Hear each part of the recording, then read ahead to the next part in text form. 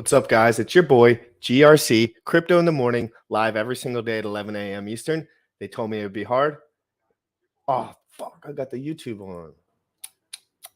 Damn, I was locked in for a second.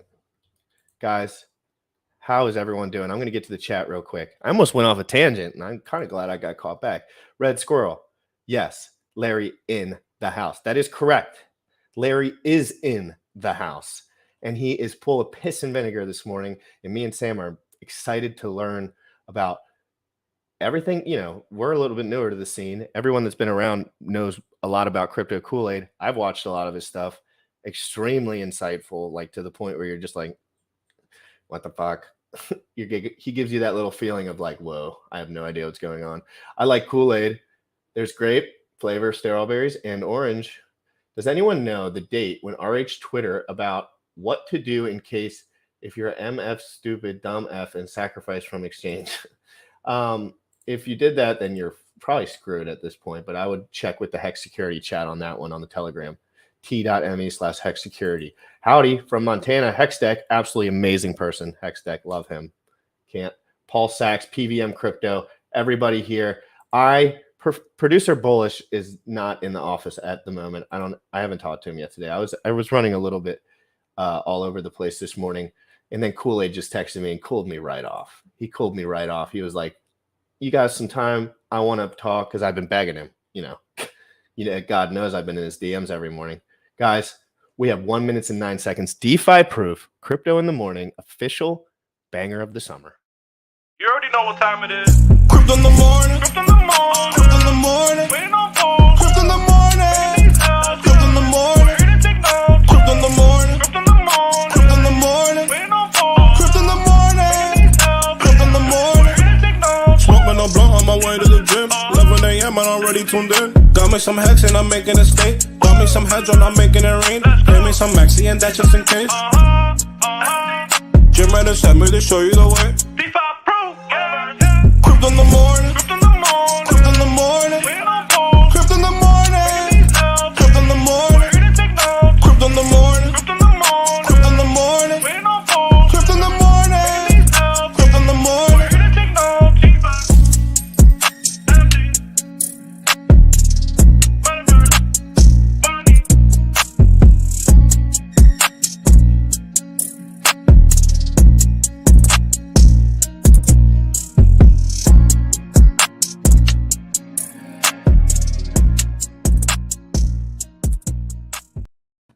Bam. Yo, what's good, man? I am looking forward to this conversation today with Kool-Aid. I don't have any context of who this guy is, so it'll be interesting to learn about the graphic portion of what he's doing or how he designs this kind of stuff and basically how he thinks. I enjoy understanding how people think about things, and he's done some cool projects, it looks like. So it'll be great talking with him. How you doing this morning, brother? I'm doing good. It's Sundays. Sundays are always for the Lord. So you know me, devout. No, I'm just kidding. No, guys, no offense, of course, to anyone. I'm doing good. You know, I'm a little bit foggy this morning, but I'm excited. You know, I was watching the UFC fights last night, so I stayed up just a hair later than I generally do. But when Kryptokoolaid DM'd me, it made all the pain go away.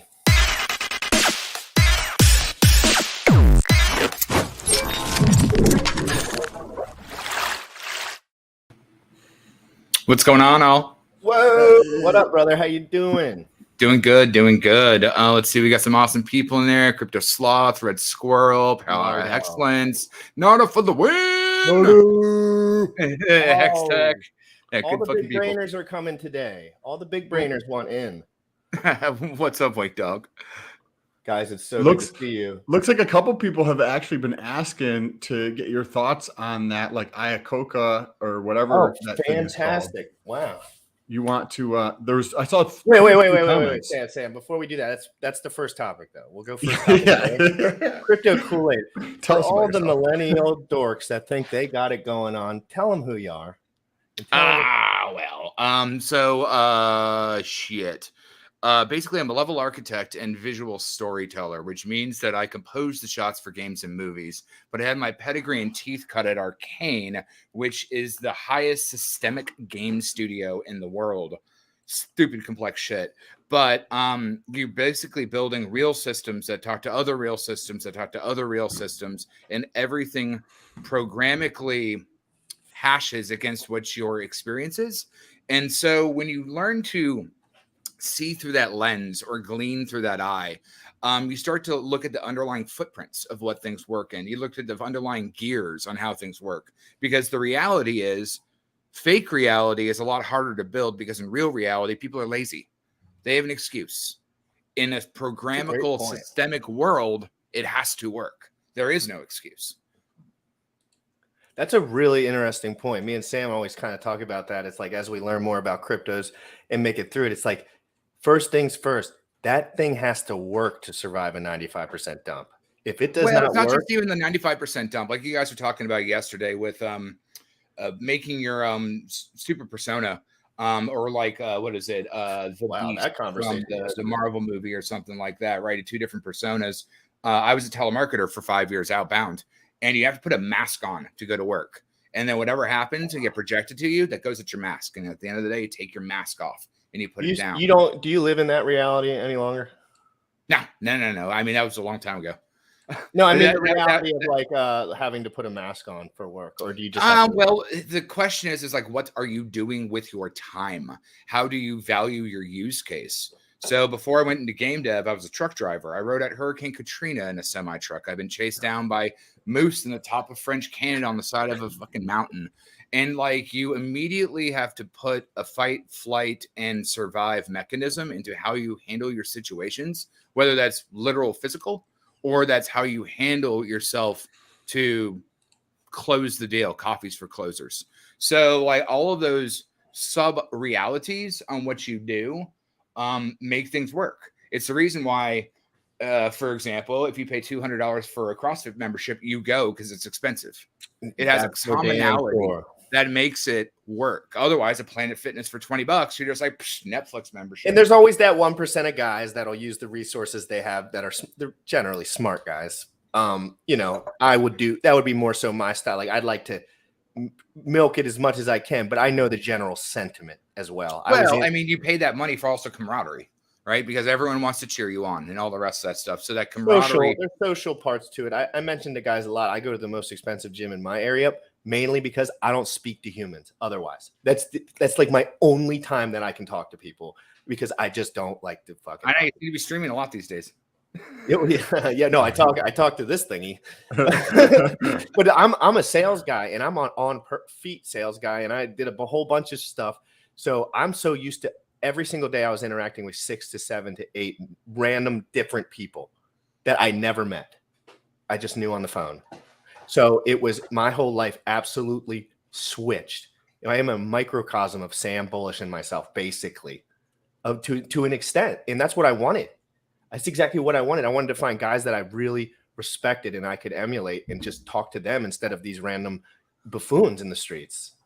Sure. No. Well, the thing is about the buffoon problem is it has the same problem about people being lazy, is that people will always choose the most convenient way out for the most case, unless they have a passion, fire, or drive to do more or less. And so when you look at the Does that happen to everyone with the stuff that they don't like as well? Like, so everyone knows, like, I'm very passionate about this and I'll double down and work really hard. But do some people learn how to take care of everything in the same way, like in a respectful way, or does everyone have those weak points in your opinion? Well, I mean, Richard Bach says every problem has a reward in its completion. What you do with those rewards is up to you. He also says that every problem has a reward that you need. You draw those problems to you because you need those lessons. So do you want a convincing, easy way out, or do you want a challenging way in? So the most universal microcosm of film theory is called the hero's journey, or hero of 1,000 faces. And you have a reluctant hero that's forced into a situation, and it sucks.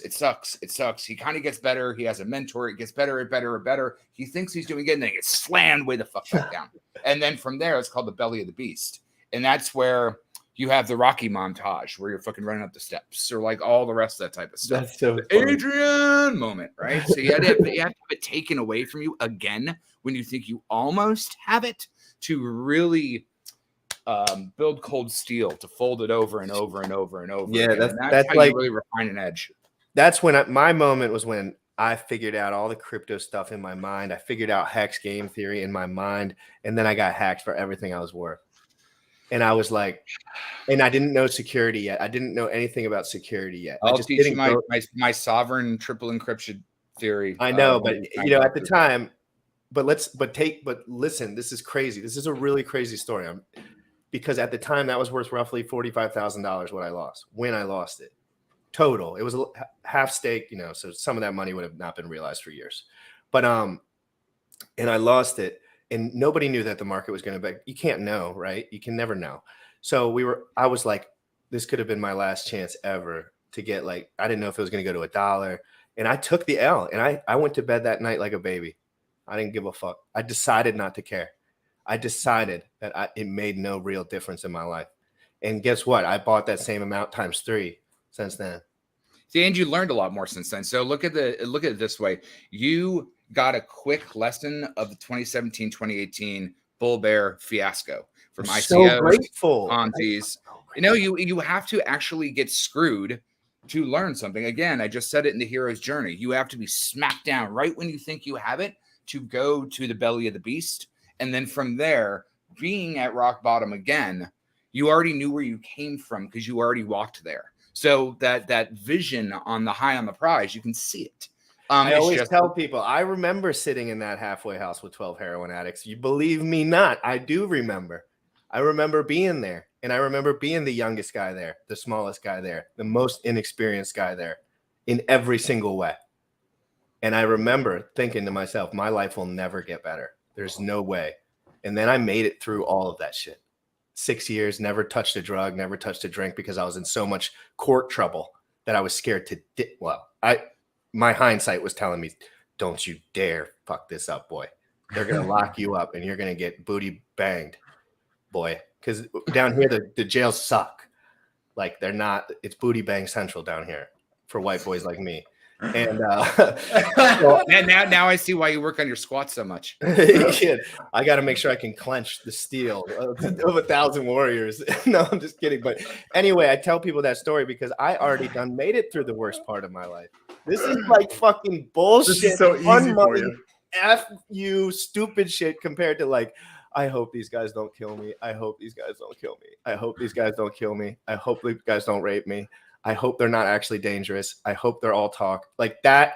Those were the conversations I was having myself as I had to interview in front of like some 30-year-old, 300-pound black guy to see if I could live in their house and pay them to live there because I was in so much court trouble that I knew this was the only way that they would, they tell you like if you do a couple things, they'll take it easier on you.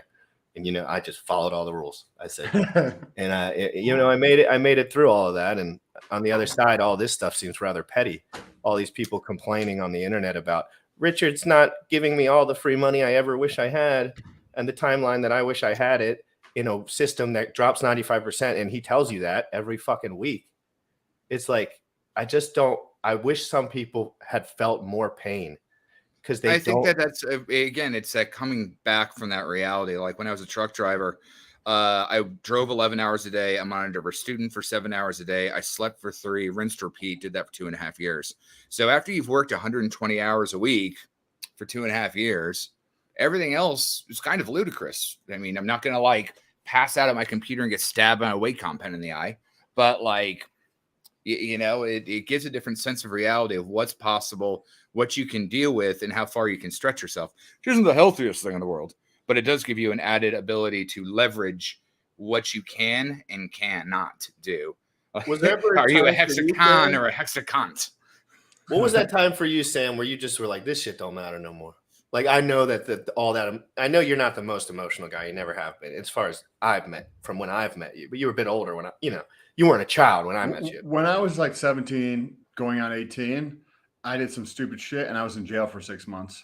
And I was like, there's no fucking way I'm gonna do this again, right? Because I'd have my parents come and visit, and the first time they came and visit, and they're crying just because they're disappointed, right?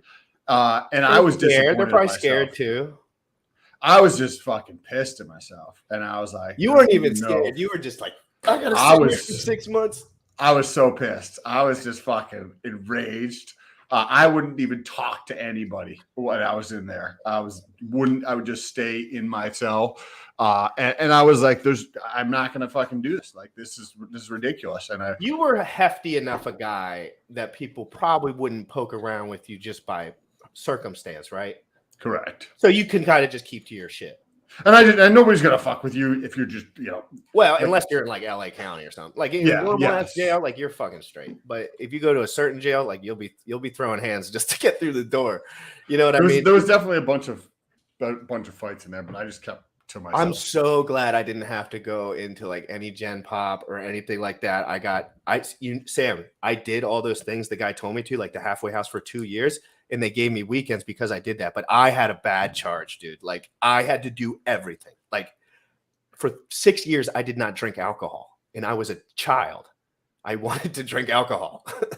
You know what I mean? And I went to AA meetings 3 times a fucking day for a year straight. 3 a day.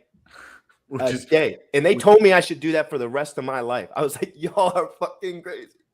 Well, the thing is, you want to replace one bit of therapy for something else. Like, but at that point, it's easier to go to a meeting to listen to other people's problems because it alleviates the lazy part, but it doesn't give you the focus part, which would be take one bad habit and replace it with a good habit. And I also was let me rephrase that, because there's people that really struggle with alcohol and that changes their life. And that did change my life to a large degree, seeing all of that stuff. I was not suffering from a lot of the same things. I was suffering from a case of the doctors put me on so much fucking medication when I was 12 that I had no idea what my actual body felt like. I was in a full flight from reality my whole life. And I have told my parents that I was upset with them about that they did facilitate that, whether they like it or not, they did. And I had no choice. I was on Zoloft. I was on all this shit just because I wouldn't shut the fuck up. I was pissed. I was excited. I wanted to fuck girls. I wanted to run around. I wanted to play kickball. I wanted to do drugs with my friends. I wouldn't stop. And I never listened to any rules ever. And, I made the terms for my life. Those terms aren't allowed in that life. So I just created that life now, but it took a while because the 2 golden rules is always survive and never get caught. And that's divided by, it's not peer pressure. It's just your turn. Yeah. You do those well, you'll be all right. How do you go through and create the hero's journey in a game? Or are you so not creating the whole like hierarchy of the game? And it's more so, hey, this level, this position, this picture, whatever needs to be created. Well, you got to first realize, like at most game studios, you're dealing with at least 100 to 200 people. There's that many multiple tiers of jobs and positions, and then 80% is done through outsourcing too. So no one man does the whole machine. But like at the end of the day, you want to create something visceral, whether you consider visceral bad or good, it's memorable. You want something that you can taste when you walk away. And the hero's journey is technically the journey of the soul. It's the journey of any religion. It's the journey of any human. And the evolution of a journey is how many lifetimes do you go through in one lifetime? And if you believe in that hippy dippy reincarnation stuff, then we were talking about yesterday. No, it's good stuff. I'm huge into theosophy. I served on the altar for 7 years. I can do the Roman Catholic Mass in Latin. I've studied a fuck ton of different religions, but dogma is not theosophy. Theosophy is between you and you. When white man spaghetti Jesus, because there was no white people back then in that area, said that not my will, but thy will be done. He's actually talking to you, not God. And so when you think about that commonality of saying yes, that's really what it is. Argue your limitations, and sure enough, you will have them. Yes, it's if you crazy. say you can't, Me and Sam argue our limitations all day long. I'm like, we just want to. I just shoot higher every day. Anything I can think of that's higher, I just want to do it because I just realize how few people there really are as competition. There's only a few guys out there in my exact position that have the same opportunity that I do, that don't have anything to do with their time other than focus 100% on their passion and their purpose. And I know that I can leverage that because that's just a rare opportunity. And I put myself through all that shit. But really, the only real competitiveness you have is to yourself. Yeah. Other people are leverage bases or levies that you balance and look at your scaling and or weight as it shifts. Now it can have inspiration, it can have hindrances, but really the devil is the demon on your shoulder. Devil's advocate: look but don't look but don't touch but don't taste but don't enjoy. You limit yourself by the passions of your fruit and are also held back by said fear hindrances that needs to be supplemented or divided by courage, conquering, and the ability to let go. That's the ability to let go. It's the hardest part. And acceptance. That's Yep. it's incredible. I was begging Sam for help with this while I was going through. Well, you guys know each other. He's my life coach, but I've never met him. How? I got him into Hex. I got him into Hex about 100 and I got him to start researching DeFi basically about 110 days ago now. And ever since he's been making videos every single day, and we've done a stream every single day. And he knows more about crypto than 95% of the people that I talk to that have been in crypto for a long time. But how long did you guys been talking to each other? I think I reached out to him on the internet roughly 5 years ago, maybe 4 years ago for the first time. And then I just would call him and ask him if I could pay him for an hour of his time to learn about bodybuilding, because I just wanted to learn about bodybuilding at the time. I had more income probably. And he did that. And then I liked the way he just noticed I had hangups with all this emotional stuff all the time. And I noticed that he didn't. And the acceptance stuff. I just noticed that he wasn't struggling to sit in that moment. And I was fighting to get to that moment of the day. And he was not fighting. And I just, ever since then, I just asked him, how do I be honest with people? How do I, how can I open up to everyone? How, little things that adults go through, right? Like, and then he just taught me his story because he did it years before. Well, but that's the whole, like, looking at footsteps in the sand or ley lines on the road. As an older person, you have the opportunity to fuck up. And every problem, again, has a reward by fucking up. You never actually mess up if you do something once. Again, you got hacked. You didn't fuck up. You learned your lesson. Never going to do shit again. Never going to click shit again. And it's easier to do that when you lose 40K than 400 million. And when you're 28 years old and you don't have a wife and you don't have 3 houses or a child and whatever business, I have nothing to pay for. I could take any L and just work my way back up for it, probably 3 or 4 months, because I just don't have that much overhead. You know what I mean? Like, there's just not that much there because of my house hacking, etc. I'm going to switch the subject real quick to something that Sam's going to just start loving, you're going to love. And I want to talk about Hedron, but I want to start a little bit early, and then we're going to work on to ISCO. If you have learned about that, which I'm sure Alex reached out to you about that. Yeah, I mean, we talked a little bit about it. Actually, I just brushed up on coffee stuff, but I was talking to Alex on the phone the other day. But it's super interesting. Let's get started on where you want to delve into. So first, I want everyone to retweet this post, if you don't mind. If you are enjoying this content, please like the content. Please follow all the links below. Me and Sam are live. We're on Twitter every single day. We are covering crypto all day long, and we're not hiding away from that. We want to do that. I want to learn everything as much as I can, but I don't put my money into other stuff. So it's kind of I'm in a neutral position because I'm just a study whore. But I'll jump on something and I want to learn and I want to create. And I, just like you guys were saying with the hero's journey, I've experienced, that is the human consciousness. I've experienced some of that, and it's almost automatic if you just get into a bunch of fucking trouble and survive it. But anyway, share this link. I want to talk about Hedron. When did you first think about the idea that Hedron eventually captured? Oh, well, so first, hold on one sec. Richard Bach's Illusions, where I pull most of my quotes. So first you have to really understand what an NFT is. And then first you have to really understand the history of the internet. So I call people fax machine maximalists because back in the day we had fax machines, and then dial-up internet came out, and people are like, why am I using this? Why am I using this email thing? But you have to really realize, before fax machine maximalism, there was carrier pigeon maximalism. So understanding how things evolve and how things wrap is vastly, vastly, vastly important. So what is really an NFT? An NFT is just a social security number. I have a social security number. I live in an apartment. That is my address or my wallet. Now I could have a roommate. So 2 people can be living in my apartment and both have different social security numbers. We can have partners. We can fucking make a baby. That is a sub NFT or 2 different other blended social security numbers. That kid can go to college and get a degree. That is an attachment, which is also included in its social security number or its NFT. And that sub NFT can interact on oracles, DAOs, and other interoperability use case solutions. So if you first understand that, then you can also understand that the wrapper or the NFT part of it is wrapping around a social security number or an identity. And then from there, use casing that identity to give privilege, access, yields, or interoperability, anything. I mean, it's the same thing of shit. Let's just say you have to have 3 people to sign off on a deed, right? So it's multiple different things that need to happen to give authenticity to what you're trying to accomplish in turnkey, right? It's the reason why, I mean, obviously I've never served in the military, but they have those things where you have to turn 2 different keys at the same time to launch the missile, right? Well, just multi-sig, yeah. So if you That was look a at beautiful. Thank you for that. For me personally, that was a beautiful way of describing such event, the NFT from a.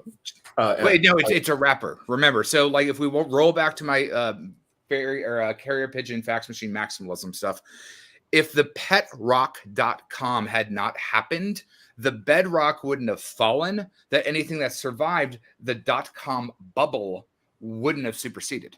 Look at Amazon. They were a digital book library before the .com bubble. Now one of the richest companies in the world. So you have to understand, like right now we're dealing with pet rocks as NFTs, but when the bubble boils down, then you really start to see the interoperability. So I haven't got talked with mad people for a while, but I helped them out. And I came up with this simple fucking idea that start off with the thesis that you have an unlimited amount of money and you wanted to fix the lead in Flint, Michigan. Nobody cares about those kids bathing in lead anymore. They don't. It was a big thing 10 years ago. They're still bathing in lead. Now, if you wanted to fix that, you have to fix the plumbing, which means you have to literally go in and pull the pipe out, right? Because that's the problem, the pipe. Well, if you're already there, why don't you drop high-range fiber optic Wi-Fi through the whole roads? You're already there. Why not? Well, if you're already there and you got to fill up the hole that you just dug, why not take all the roads and put the little hexagonal solar panels that actually like generate that stuff? And since it's already attached to a high-range fiber optic Wi-Fi, you can do something like Power Token from 2017, 2018. No idea if it's still around, but it takes electricity from the grid and disperses it against the network to see what you're charging. But in this case, it would be the city. So while you're there, if you're already making a road that has all the solar panels to generate electricity and has the internet already attached to it, we already charge our toothbrushes wirelessly. Wireless charging of phones can be done. Why don't you charge the EVM cars that are on the road? And then the interoperability of those cars, those cameras, and all the rest of that would also go onto the internet, which would be an asset that the city can have charge for and utilize, and then start the trippings of a super city. The only problem is what happens when you do that? All those kids that you are trying to save in poverty will be gentrified. How do you solve that? Easy. At the minting of Flintopia, everyone that exists there is an NFT. So security number that has an address. The city people that exist there earn yield off of the future Flintopia of what they're trying to do. And if you sell your house, because technically at this point, we're using a decentralized way to optimize. We know what you're doing. So we know where your wallet is and we know what you're going through, right? So if you sell or leave Flintopia, your NFT gets burned. So that way you prevent the ability for Oracle, Google, Apple, and all the rest of them to come buy in a swath. And so with that same kind of mentality, due to capitalism, multiple cities will fucking take this up and they'll compete with each other for the best rates. It's already happening, isn't it? To a degree. I mean, it depends. I don't think anything is taking it that seriously. Yeah. Have you seen EVMOS? More or less social security phasing an entire city and playing through it. But have you seen EVM? Have you heard of EVMOS? I was just wondering because it's on Cosmos. there's a lot of stuff that people have been sending me. People send me stuff all day long. So I look at a lot. I was an ICO influencer in 17, so I don't deal with that shit anymore. People just send me random stuff, and whenever I'm bored, I look into it, and a lot of it has that city compound to it. Like we're not there yet, though. The problem is that like it is the future, but just like telling someone that was a fax machine or a carrier pigeon maximalist that they wouldn't have to ride the Pony Express and send off their birds to deliver letters, you could just do it with a fax. But here's the question: what's the difference between a fax machine and an email? The interface? No. Sam. I mean, there's a lot of shit that's different. Yeah, please. Please. What's the difference? The biggest thing for me would be like speed and the amount of data that you can transfer. Close. Data transfer is correct. The attachment feature of an email. Speed is tremendous, though. Like no. Hold on. Pigeon versus a fax machine, or a fax machine versus email. PC load letter, baby. You know what I mean? Everyone wants to beat that damn fax machine because it breaks. It only has one throughput, one line that you can go in, and all the rest of it. So yes, the reply all is good, but the attachment feature in an email is actually the NFT. I see. Because that's the only thing they change is that you can add data that goes through. Correct. So by the evolution of a carrier pigeon, we're gonna put a bird, we're gonna fucking stick a letter in it, and I hope that bird don't die.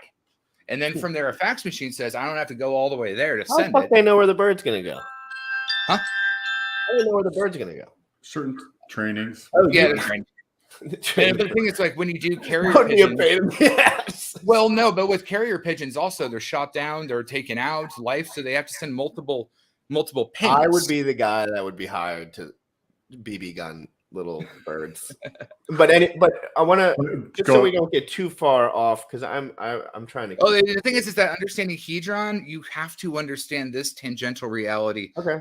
Even more deeper, because otherwise you're looking at a token, just like looking at a cover of a book, just looking at the packaging, but not knowing what it tastes like. Everything so you said in the last 20 minutes, I've totally I understand where you're coming from as far as like. This is a tech upgrade, more data, different functionality. And it's like a little bit just like are we taking a step forward? And this is just that happens to be the first person that has, this is just with Hex, right? So Hedron is directly. So Hedron is the first POT, proof of t-shirt. Oh yeah. Proof of t-shirt. You're right. Because that's how those all airdrop. When we're so early in the NFT space, I just view NFTs as just smart contracts. People view them as like pictures and all this shit, but it's just a smart contract, and contracts can be used for anything. And so right now, where people are using them to basically they're non-fungible. So like a smart contract usually means that everything is the same as all, right? With an NFT, they're unique, right? Again, social security number. But so you could make the same exact contract though, right? Like you could have a smart contract with multiple. So the fungibility is if I choose to create the fungibility of it, right? So sure. Well, just like if I decide to do a direct mailing, does it go to your physical address and does it say "Dear Resident" or does it say Sam Stolt? Right. Exactly. So that's the inherent difference. A normal token would be like "Dear Resident," go to everyone. The NFT version says "Sam Stolt, offer for you." It's just a smart contract. Yeah, but you can't replicate it with the same value. So it's. If you replicate that's completely irrelevant. But what were you saying, Sam? There, my bad. So you're just saying the nomenclature with the NFT you're talking about is the Sam Stolt address to my house versus the smart contract is the Dear Residents. Is that where your distinction was? Group mailing. Yep. Cool. Gotcha. Yep. Now, and when you start to think about it that way, now you're starting to understand how wrappers work. Because if you had group mailing. And both you all are salespeople. You have your databases that you buy a shit ton of trash through, and you just go, get your one sale of the day, and you're good. So you're going through that trash of Dear Resident, Dear Resident, Dear Resident, or maybe Dear Person, Dear Person, Dear Person. But once you refine it down to a pure system, you're wrapping something that you know someone wants, right? For example, I got Factor for meals. You know what they put in there? HelloFresh. They're the same company. One is microwave, one is you cook it yourself. So you're using the same etymology of advertising on top of each other. It's wrapping the benefit on top of the benefit. But It's isn't the that same- so like with a smart contract, that's the most broad term? NFT is a part of what a smart contract is. It's just like if you want to send group mailing, as you put it, right? So the NFT is one subset of what a smart contract is. So when I view NFTs, it's just a smart contract, just like a bazillion other use cases are going to come out for the smart contract, and we'll call them, PDF fucking for the Sure. 3.0. Just walk it backwards from the email. It's actually the simplest way to do it. So if an NFT is the attachment on the email itself is the mailer. And then like the broader smart contract is your internet. It is your service provider, right? As you're driving down deeper, you're getting longer into your legs. It's like supersets or something like that. Yes. You're actually compounding things on top of each other to use gravity to wind it forward. You have just like Path's law and Moore's law. That broad thing, though, is because if you do anything with contracts, you know that they're as flexible as fuck, and you could just change them or add clauses or do whatever you want. So this smart contract you can use to create all sorts of NFT things. You can use it to wrap anything you want to do. You can use it for cool shit that we're not even think of, that over the next 24 months, somebody's gonna be like, oh, we could do this and this together and create it and wrap it, right? Using a smart contract to do that. It's like Pandora's box is open. Not even right a smart now. contract, just access to your wallet. So I can't always, I'm never allowed to say too much because we're working on a ton of shit in the background. But think about if a thing is in your wallet, it pings just like a Sam's Card membership or a Costco membership or your fast track to get through the airport or your HOV lane. So like not only is that there, but when it's in your wallet, you get all the exclusivity that it has because it's immediately checked.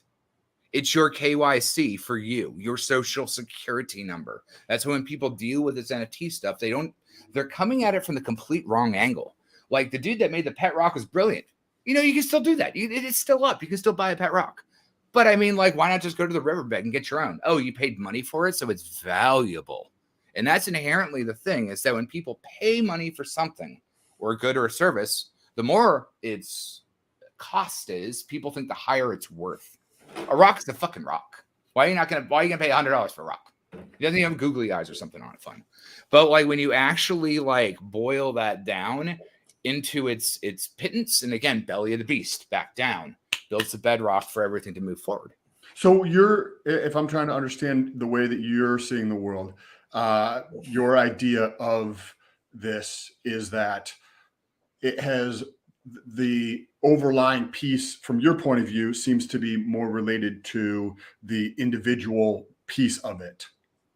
I'm saying it is much broader than that, because I view it as a smart contract. A smart contract is a smart contract that you can make individualized or anything, but it seems to be what you keep coming back to, which is, I'm just trying to understand the way you see the world, right? It seems to be that the individuality of it from your experience or the way that you've been seeing the world has been, that is the piece that you see people not looking at it that way. Well, it's because they also don't understand how that puzzle piece will work with oracles and DAOs in the future. And again, with my pedigree of building a systemic game world, that's where all this comes from. Like, this is my day job. Like, I can like look at something and unwind it in real time, because again, from the game world, it takes a lot of goddamn time, a lot of testing, and it's good enough. We call it ship it, and ship it's good enough. It means we pass cert, but it doesn't mean that there's not a lot more we can do with that knowledge. And when you build a system that can homogenize against another system, now you can build that seesaw effect, right? And so, like, even if you take that, let's take the seesaw effect, just as a good thought experiment. Access said it on my talk with Wales, and we were talking about the Nixon gold standard. God, it's gotta be about a year ago now. But having two suns. So having two different yield farms hedging against each other with a bridge and all the other RH ecosystems bridged into each other, it doesn't matter. That's like two different Dyson spheres rocking against. And as we build more systems that have interoperability, usability through DAOs, oracles, accessibility, and then better use case for how we deal with the digital future. Because remember, augmented reality, virtual reality, and all the rest of that is still barely on the cusp. We're still dealing with Ma Bell back in the day in curly Q landline phones that had like the 40-foot little thing that you can go like talk back in like the 70s and 80s and all the rest of that. We're still there on how we're going to be using technology and interoperability, because remember, Metcalfe's law and Moore's law push each other faster and faster.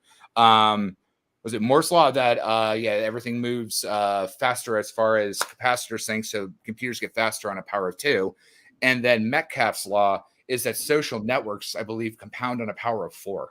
So as the social network gets harder and as the technology gets harder, they push harder and harder against each other. Hence why Facebook changed the name to Meta, just to be stupid, right? Because like, what is it? It's a double exponential is what you're trying to say, where you have those two laws that are going together, and maybe it would normally look like this, but because they're together, it's going to look more like that. And we're seeing this, like if you look at the furious pace at which shit is getting launched, like we're in this tiny microcosm of the space that we understand in crypto, and there's shit fucking launching basically every link that I open. I'm like, how is there this many users? Here, let me give you one that no one's gotten right yet. What is the most important first human commodity? Sex. It's not a quick truck. It's not your question. What do you define as a commodity? You asked me. I'm talking about what is the most important first human commodity.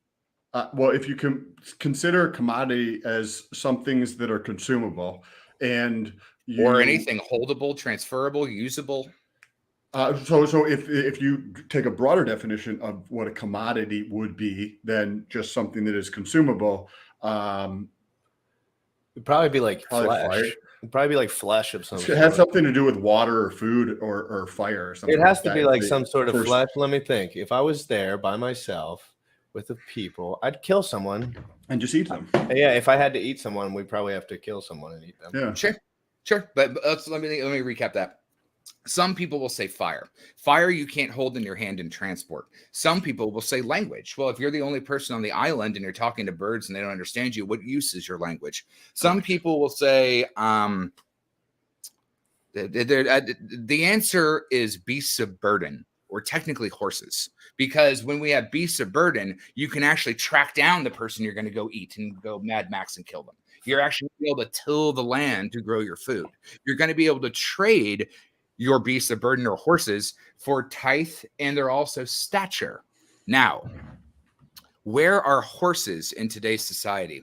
They're in horse-powered machines. Our machines are still the horses. And if you look at a horse now, they are a luxury, no longer a commodity. And the commodity is baked into the other use cases that we do. That is the true essence of evolution. The horses are still there. They have evolved. They have carrier pigeoned to dial up, right? So they're still there. It's just people don't have to feed them, water them, bath them down, and store them. In fact, that's more expensive than what their use is, because a tractor is going to fucking till shit more than Amish people going Gundam style with their little plows. So, but it's also like at this point that there's like you said, horses are a luxury. Like my stepmom has a couple horses, and you think about like how she treats her horses, and it's better than how some humans live. Like just like that. It's like, you want to be my cats are the best treated fucking 30-pound panthers in the world. But my point is that the most important thing that humans had to evolve, because you needed the horse to travel to get your language. You need to go to do all these things. They're just now baked into our machines, and we don't think about it. We're using our lazy lizard brain. That the most important part of our evolution was actually the beast of burden. And that new beast of burden is interoperability, is taking out all the middlemen and all the farce, and actually allowing technically capitalism for the poor or socialism for all to happen. That's really the difference, because both of those terms are really dirty because they've been abused. But it's not like America isn't capitalism for the rich. So let's be fucking real. It is. The democracy is no longer a democracy. It's capitalism for the rich. We all know that here very intimately. No, of course. But yes. that's the thing. No, I know. I'm not saying for you. I just mean in general, like as I've been learning, and like it's like that is, if the people that don't understand that, those are just the people that I cannot really speak with. Well, but they're also the people that questioned, why do we want to use an email over a fax machine? They're stuck in the rut. They can't get out, and they haven't evolved because they know their system will not work.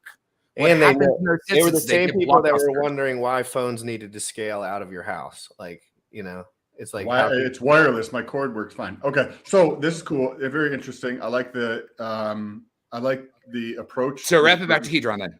Yes, and I think on a broader level that you could actually tie this into using smart contracts as an adoption tool, because that's what's going to play out. People want to be in the rut, so you just make a smart contract for that fucking rut, and then you move on to the next rut of people's thinking, and you put a fucking smart contract together for that one to increase adoption. But please talk about Hedron, because I'm enjoying the different perspectives. Sure. Well, it's all understanding the likes of ideals and not this shiny token system that somebody put it in a white paper and did a thing. So Hedron inherently of itself is a proof of T-share way for you to not only use their contract to stake, but then leverage out your position and then do different aspects. But it also, since it's a shadow of an echo of a T-share, and I've said this a long time ago, it needs at least the amount of time for a steam engine to catch up, right? If you take a steam engine, it has to build the compression to actually make it go forward. But how do you get that caboose to move as far as the fucking engine? The engine has to pull it, and enough time has to go for the caboose to catch up. So if it took 2 years for a T-share to go from X, Y, and Z to where it is today, then equally with the caboose analogy would take that same amount of time. Now, the thing that the problem is that there's too much supply with not enough use case right now in Hedron.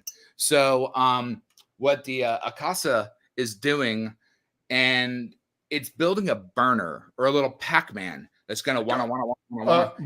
Real quick, Koolaid, can you, because there's going to be, we touched on a previous video, but there's going to be a boatload of people who have no idea what Akasa is. Can you just give a quick paraphrase, synopsis of what Akasa is doing before getting into the semantics of it? Because I think that will probably be helpful for some of the people who are listening, because they've probably never heard of it before. Sure. Well, the thing is, actually, I haven't really looked into it too much, because I've got another thing I want to do with Alex, do the same prospect.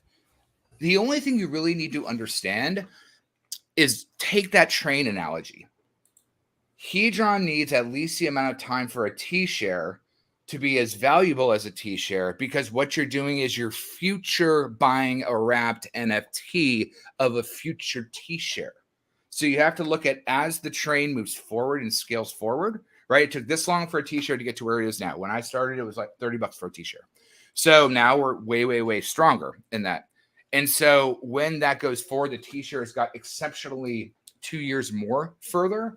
And then Hedron, the caboose, catches up to where that is. The value of buying a T-share 2 years earlier is like buying a $30 T-share.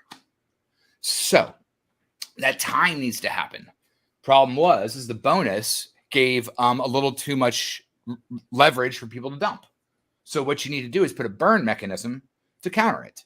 And that's what basically Akasa is doing, is putting a burn mechanism within a systemic environment that allows it to not only consume, burn, immediately buy, release, and let it liquidate and basically obfuscate itself. It does more things, but I barely got a chance to look into it. Basically, what it does in just like a broad sense is it just, if you were just like doing the pitch, you would just say this is adding Hedron staking and in other additional functionality. Like that's really all you could say is the pit. Like it adds Hedron staking and additional functionality.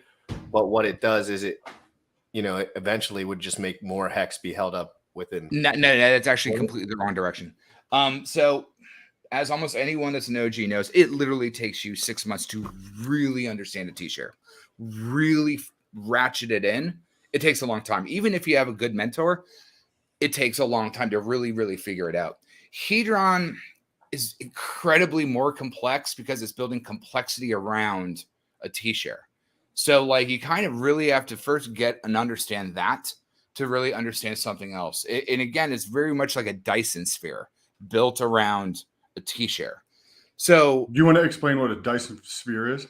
Sure. A Dyson sphere is basically, I forget the dude that invented it, but it's basically where you take a sun, like you're doing like a Gen 3 civilization, that they take a sun and encapsulate it. because like all the energy from the star is being diluted as it goes towards your planet, your solar system, et cetera, et cetera. If you actually put the solar panels directly on top of it, that's the most iconic and best way to actually graft the energy off of a star. And so what Hedron is doing is it's adding wrapped interoperability based on a T-share, right? So what's your definition of interoperability? So you just the tradability of a T-share? Is that what you mean by tradability, usability, accessibility, prestige, that you could take it any other way. What if you had a particular T-share account and you could get any flight for free or anything like that? But then how do I trade, use, transfer, or do anything else with that if I have too many? Or I want to do something else. Maybe I have a particular staking ladder and I want to transfer them to my children, right? Like, you know what I mean? Let's just say you have a will. Let's say I'm a hex gajillionaire and I die, but it's all under one housed wallet. How would that liquidate down? And let's just say I'm stupid enough, 35 kids. How would I actually fragment that out? That would be tough. Go through a trust, go through an attorney. That each time it unstakes, it gets divvied out. Or if you actually can wrap and piece it apart. So like back in, 2012, everyone always assumed I was into Bitcoin early because I've been building computers since I was 12 and like most of my life. And I was busy doing the film shit.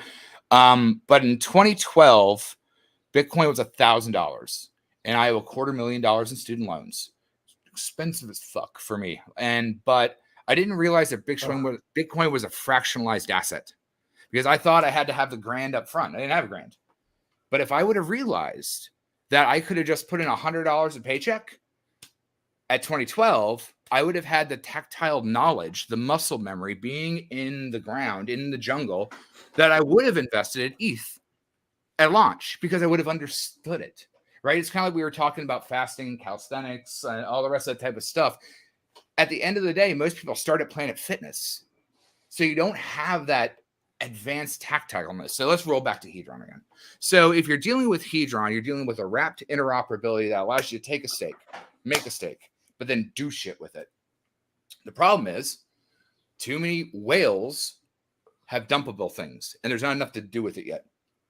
So it's like they're just throwing pennies into the fucking wishing well and it's overloading everyone else, but they just have so many pennies because there's nothing to do with it yet.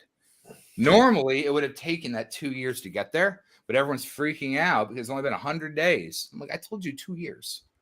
But like I was talking with Roy, the captain, a long time ago, probably before I built his background, way before Big Payday, on how you could wrap, make games, do all sorts of interesting things in Hex.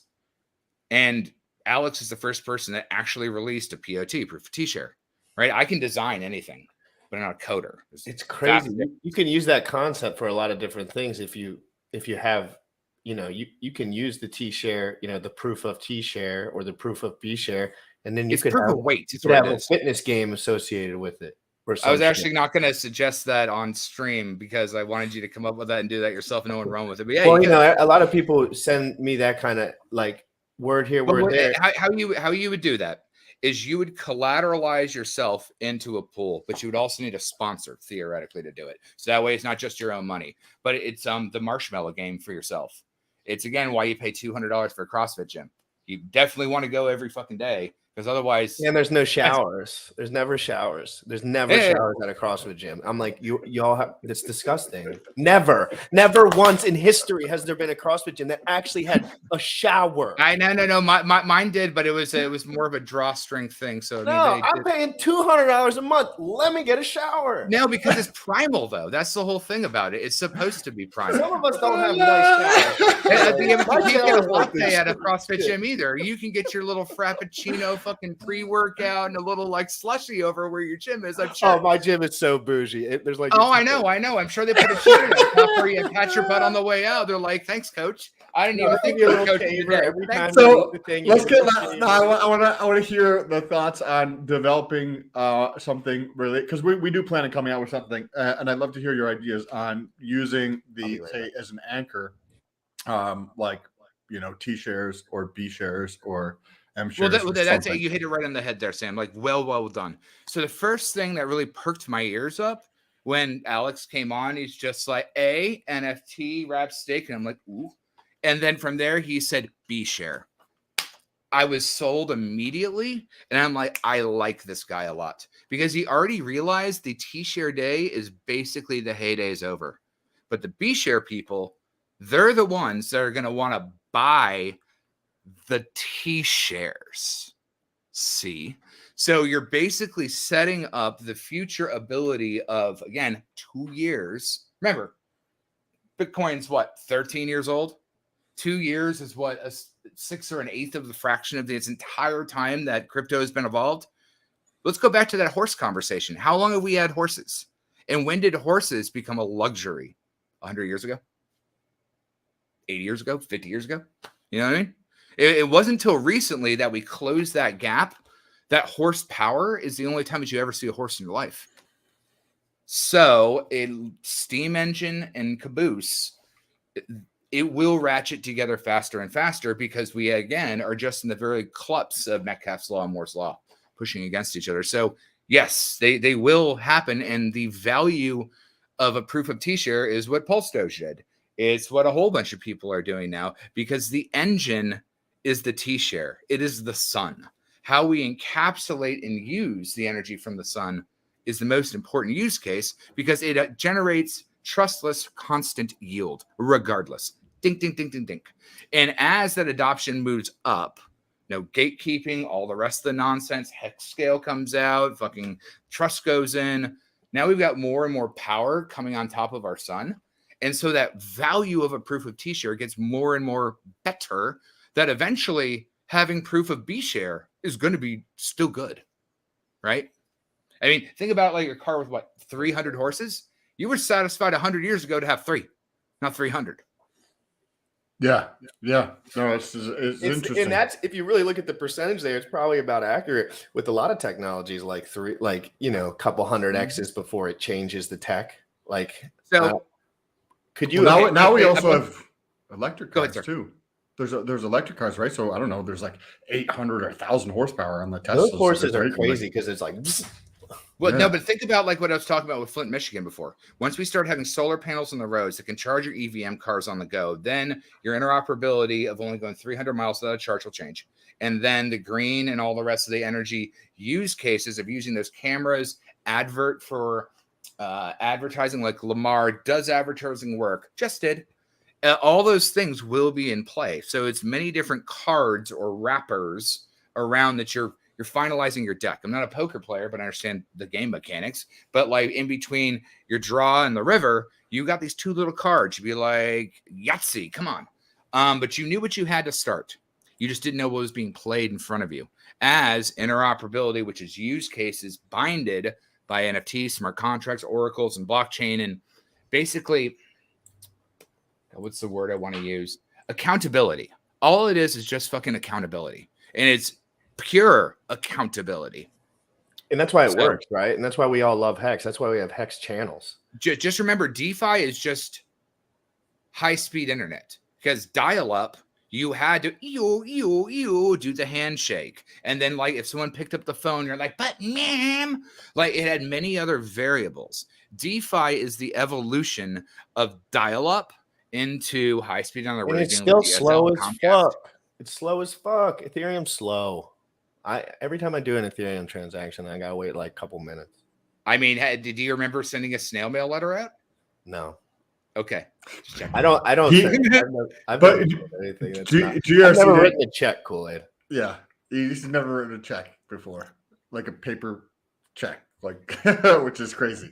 I mean, I still keep checks just for rent, but I don't even do it then. But I've always just had a checkbook just for rent these days. Every time I bought this house and they're like, you need a check for 1%. I was like, what the fuck are you talking about a check for? Well, but the thing is that it's evolution of PayPal, Venmo, because I mean, I've PayPal and Venmo my landlords. Right now we have portals that they'll just take your bank account or your debit card or wherever anyone wants to give you money, your sugar daddy wants to pay you, boom, done. But again, that's the future that has curved in what? 10 years? Maybe 10 years? But think about how long we used to carry gold coins and throw them at things. or what was needed by to get on the river Styx, right? You're going to put 2 checkbooks on each eye, you know what I mean? Instead of 2 gold coins to get across the river Styx. So the way that we deal with the ferryman is very, very different in how that evolution happens. And it will continue to evolve faster and faster and faster. And that's inherently gravity accelerating, because that's what we're doing. Technology accentuates the gravity and the use case and the veritas of how we expose and grow.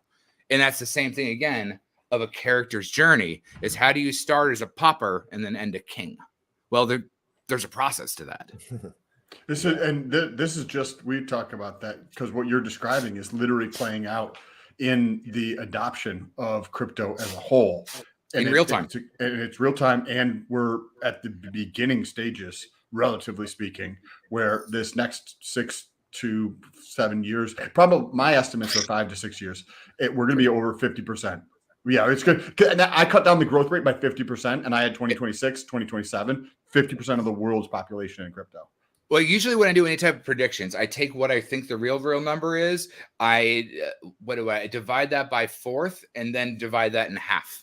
Just because like that's usually why I'm not wrong, because I can see where it's going. Like I can definitely fucking see where it's going. I scope down and scope down. And if you look at that level on how to hit, that's why we're so obsessed with doing the show man. every That's a day. giant like blimpy guy, and you never need to worry about changing your tires because it's always going to work based on what you can see on the commonality. And if you're not paying attention to that, you're going back to where I were. You were being lazy. Why would you not want to pay attention to the one thing that can literally make your financial future, your livelihood, your passion, and give back to people to do it? I say that every day because I'm like, why do I do this show every day? It's like I'm not willing to miss anything anymore. Honestly, I didn't realize you did it every day till like I'm still up from last night, and I'm like, I got a little bit of time, and I'm like, oh shit, you're doing this every day. Of course, I don't want to miss anything. What Koolaid's describing is in essence like the internet 2.0, but it's going to be we hear Web 3.0, where you don't need to necessarily run a business in the traditional sense because you can just put it in 3.0, Web 3.0, and to do anything you want to fucking do in your life, whether you have some ambitious goals to change the world or impact people or create this awesome thing, you can do that in a way with creativity and resourcefulness in crypto, and you don't need any of the traditional stuff. We're at the very early stages of that, but if this is going to, like 20 years ago, we had no idea of the impact and the why 20 years, Sam. I was going to ask you a very intrinsic question, and you can use my horse's analogy to lead you to the answer. Why is it moving faster now than entire humanity?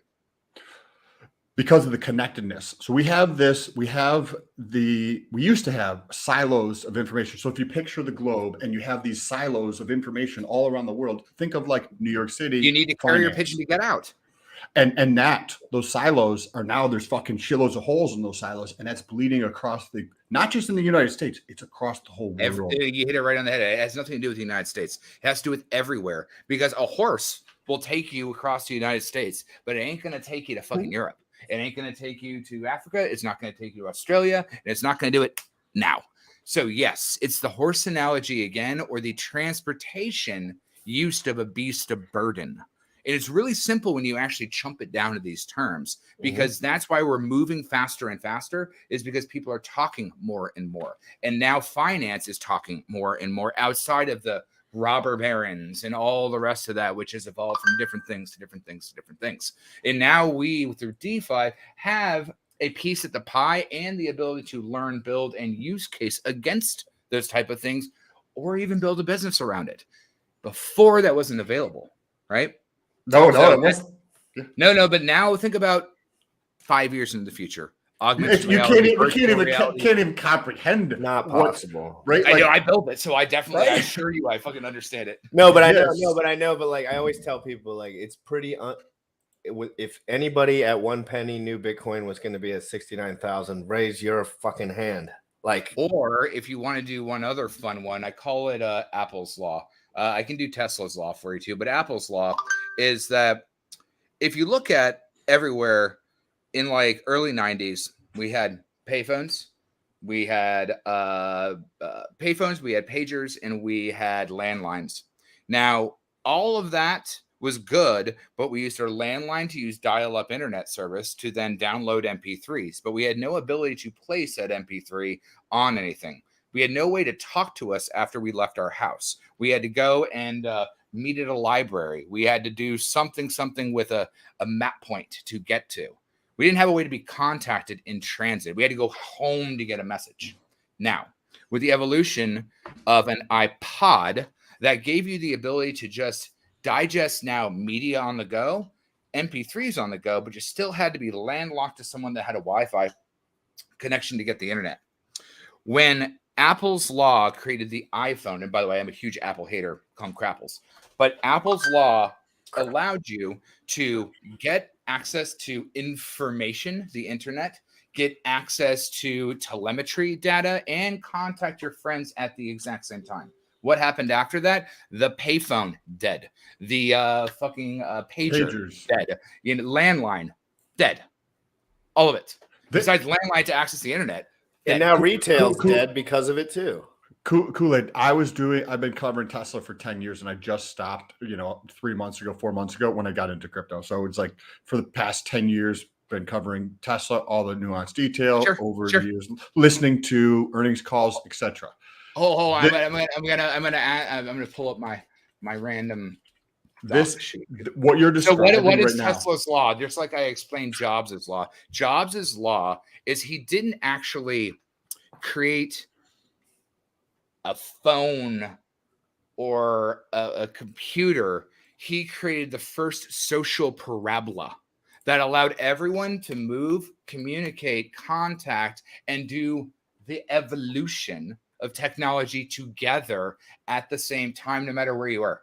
So that's okay. So Tesla, right? So we're going through two titanic shifts right now. We're going through ICE vehicles, which are internal combustion engine vehicles, to EVs, right? There's something called Wright's law. Wright's law is similar to Moore's law, but it's in relation to the aggregate output of an industry at the global level. So if the total aggregate supply is 1 million of EVs produced, what the law states is something along the lines of, as that doubles, the cost per unit drops at a constant rate. And you have this happening while at the same time you have shifting from dumb vehicles, dumb as in like a flip phone, to a smartphone, but we're having this happen with vehicles. So you're going to be free, and this is happening, right? Like mine drives itself. So everywhere I go, car's driving myself. Most of the time, I'm actually probably doing something I probably wouldn't. Most people wouldn't agree to do, is being on my phone. And this time that people free up unlocks the ability for people to communicate more, like you were just saying, because you couldn't. If I wanted somebody to get a hold of me, they would fucking page me, and then I have to go to somebody to try to use their phone to contact the person from the pager. This time is being unlocked, which is going to open up all sorts of crazy amount. Like think about how much time people spend in traffic versus what they could spend on building relationships, learning, growing, doing cool shit, being creative, being resourceful, sleeping, exercising in your vehicle. Like the possibilities are endless. And it's you just hit an interesting one on the head. I hadn't thought about it too immediately, but like, and again, if we want to take the Hyperloop thing, that's moving faster, right? But it did save time, or having your time in your commute be on your own watch where you can do other things, whether you're cooking in your car. I mean, I'm a truck driver. You can do that, or exercising. If you actually had a big enough thing that you can do some burpees, don't hit your head. Sure, do it. Little micro workouts, and then your actual commute is actually your gym time, or your read time, or your woke time, or your fucking spiritual time, your meditation time. Because you're using the interoperability to fucking work for you, and that's the whole thing. Is again, I don't have to guide the horse anymore. It just does it itself. And they're still making people drive to work. That some jobs you don't need to be driving to work. Some you probably do, some you do not. And there's still some boomers that are like, come in to get the family vibe. And everyone's like, bro, I got 4 hours that I'm killing driving to your ass. No. Like I when I was in LA 10 years ago, I mean, I'm out here now, but like it was an hour and a half to work and an hour and a half home. And I worked a fucking 12 to 18 hour day. Like, yep, I drove for roughly 400 miles a day just driving around going house to house all over the suburbs, just house to house, 45-minute drive, 30 minutes. Cause I'll just go to every estimate, like if I got time, So Sam, and now imagine capturing that you're time. a Tesla study. That's what I'm doing right now. It's crazy. What is well, let me pull up my doc real quick. So what is the most important part of not Tesla, SpaceX, or why am I forgetting the other one? Starlink. What's the most important value of Starlink, SpaceX, and Tesla? And the Boring Company. Boring Company said the thing that drills through for Hyperloop. But yes, let's just start with those three because the other one technically works within proxy. Well, the easiest answer is just Elon Musk, right? Because that's the easiest piece that's involved there. Version of it. Yeah. Yes, but let's think about this. Okay, so you said SpaceX, right? Sure. Which that's drastically like a stupid margin dropping the cost to do things, to travel to space, which is going to unlock. I'll counter you on that just because you're on SpaceX. What's the most important part of SpaceX? Potentially. You're going to say it's going to go up. I'm going to tell you you're wrong. No. I think it could be Starlink. Personally, that facilitates it. That is if you don't have a server. Go ahead. So what do we understand right now? The ISPs are in each individual country. Some of them are international. Now, this is the customer service is garbage. Like just so much is just utter shit. And we also have these things, right? So we have one provider for this, and then we have a different provider for our house. And you have, and this is in different regions in within countries, and then they're generally segmented by country, and they're not a lot of overlap. Correct. Globally, so you think of the Starlink. Oh my goodness, it's going to be. Yeah, but let's not get to Starlink. What is SpaceX's real purpose besides deploying Starlink? The multi-planet species, like nope. What's the fastest way to transport goods from one place to another? It's not flying in a line. It's going up, having the world rotate underneath you, and then going down. Jesus. Do you think that's going to the cost is going to come down on that? Probably. So let me whizzy wig a little bit on my Tesla's law. So how does Tesla make money? A case study. Green energy credits, which offset the cost of exposure and bias, furthering Metcalfe's law on the exposure, virality, and prestige as the asset. Spearhead advertisement of new technologies with the potential to change the future. Monkey brain technology, the Boring Company, all the rest of that. But what is the core method of transactional value for Tesla? Cars, rockets, the internet? No. The transportation and storage of value. Tesla's cars transport people with futures and goods. How are they transmitting goods and services? The battery packs, green energy, all the rest. SpaceX rockets go up. But really, the thing is that they're going to take things into space and then come back down to be the fastest way to transport high-dollar assets. While you're up there, you're going to drop Starlink, which is the chink in the armor that the government can't see coming till it's too late. Not only is this a decentralized-ish, it's a decountrified way to access the internet. And I wrote this back in October. What has that done for the Ukraine war? Completely supersized everything on it. You can add Boring Company to that, because what is Boring Company doing? It's doing exactly what you just mentioned. Same exact thing with the speed at which you can transport on land or potentially underwater just without being in space is doing the exact same thing. I said that right. Transportation of storage and value. Whereas Jobs' law creates the first social paradigm. First time everyone could talk to each other and see each other little MySpace pictures and all the rest of this little nonsense that drew from my city or the next city over, because I only can drive so far, to now a world recognition. Because, I mean, even Facebook just got where it was for restricting access to only the elite. And then you build prestige on top of it. That's why the iPhone was stupid fucking expensive, because it needed that prestige value to get the interoperability. Oh, you want to have this thing or a BlackBerry or a Nokia flip phone? All right, cough up the fucking $1,000. And it's never changed because of the prestige value. Do those phones cost that? No, not at all. Yes. I think the storage piece is going to be another one of those pieces that is is going to be almost like a secondary thing to their primary mission, that they're not going to realize that that's the thing, but they're like on the way to Mars. One of the cool use cases we can do, because we made this so cheap to do this, reusable rockets, is we can just fly up with space. The whole thing is moving, so just come right back down and transport stuff. But why even go to Mars and terraform it if we actually just want to fix the environment here? Up and right? wait. You know what I mean? Well, Like at the end of the day, the usage of the technology does allow us to explore and sow our seeds and do all the rest of that. But having the knowledge of thermal energy and more green energy, like Make a Difference energy, Mad Energy is doing, being able to harness future tech is like being able to harness future finance, DeFi, future interoperability of communication, email, VoIPs, having a goddamn cell phone versus having to walk to a payphone and having a quarter. But the same thing could happen interplanetary, because like that's his fucking thing. But right? yeah, but that's the next species level of the evolution. We're looking at like stupid future tech.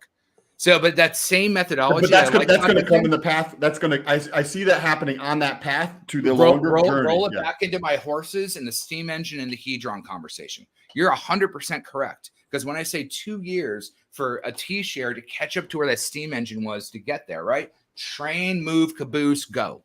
So yes, it ratchets and moves faster, so the interoperability use case and all the rest of that can go. And at that point, now our virtual reality augmented experience between interplanetary species, spiritual species, all the rest of that is now tied into that type of meta rhythm. Do you see that, because we all have different data sets that we're Sure. understanding. Do you see the premium portal to stake hex being Hedron in the future, as Alex and or other people build off? Yes, because at the end of the day, stake hex.today is analog. It is carrier pigeon. It is fax machine. He brings this up all the time, because you can't. No, but the thing is that the smart contract doesn't care. It's like, do you go through your, like, I can pick up my phone, or I can go find someone in my apartment complex has a landline and remember the number in my head because it's not saved. There's no contact list when you're punching in the numbers. Let's go to a rotary dial. Chunk, chunk. Like, it doesn't have the feature set. You know what goes ka-chunk like that? Like a Rolodex. So you can spin your Rolodex and you can spin the dial off at the same time to like make it run. But Kool-Aid, if you get really real with it, the people that made decisions very early on in Hex, it's just in their primal instinct to mention that staking Hex on the staking interface is going to be king to everything. When someone who's brand No, sir, not at all. Remember, there's like 5 different redundancies. If stake Hex, it was go.hex.win when I started. Now it's just like whatever the fuck it is now. But like, I still type go.hex.win. That's what I'm trying to do. But that's just a front end. There's multiple different front ends already. Hedron gives you the same front end, but it gives you more tools. It's like screwdriver here. It's like having a fucking knife or a fork or spoon versus this multi-tool fucking thing. That's exactly right. Yeah. You now have a multi-tool. So like with Hedron.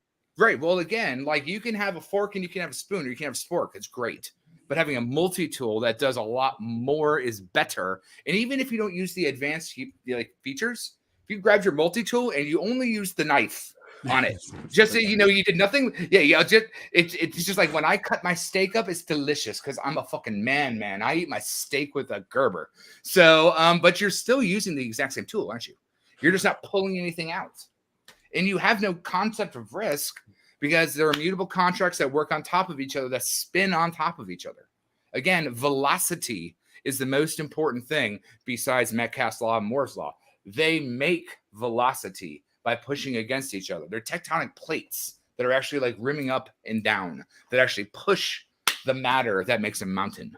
So like you have to look at those variables. And then if you want to go wrapping back into NFTs and all the rest of that, those are wrappers around ideal. How can you wrap your Gerber to do multiple different things? That's important. Yes. The squirrel is one of my favorites, by the way. Like, I'll always check out the red squirrel strategy. I may or may not have some influence on his strategies. You got homework to do, dude. You still haven't figured out where the nut is. His shit is solid.